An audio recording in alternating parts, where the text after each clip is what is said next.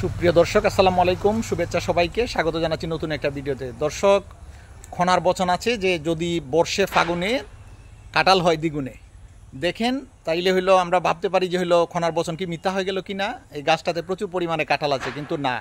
তারপরে একটা বিষয় আছে, আপনারা লক্ষ্য করে দেখবেন যে হইলো এই বৎসর হইলো ফাগুনে বৃষ্টি হয় নাই, এমনকি ফাগুনের পরে চৈত্র মাসে হইলো বৃষ্টি হয় নাই। এই জন্য কাঁঠাল আসছে ঠিকই গাছে, এবং কোনো কোনো গাছে কম আসছে এবং কোনো কোনো গাছে কাঁঠাল আসছে ঠিকই, কিন্তু কাঁঠালগুলো বড় হয় নাই। এবং এখন পর্যন্ত এখন জ্যৈষ্ঠ মাস, কাঁঠাল কিন্তু আরও আগ থেকেই পাকার কথা, কিন্তু এই যে পিছিয়ে গেছে ফাগুনে বৃষ্টি না হওয়ায়, এই জন্য হইলো কাঁঠালগুলা এখন পর্যন্ত পাকে নাই। এবং তার হইল যে যে বড় সাইজের হওয়ার অন্যান্য বৎসর এই গাছটার কাঁঠাল যে যতটুকু বড় হতো, এইবার কিন্তু বড় হয় নাই। কাজেই খনার বচন কিন্তু মিথ্যা হয় নাই।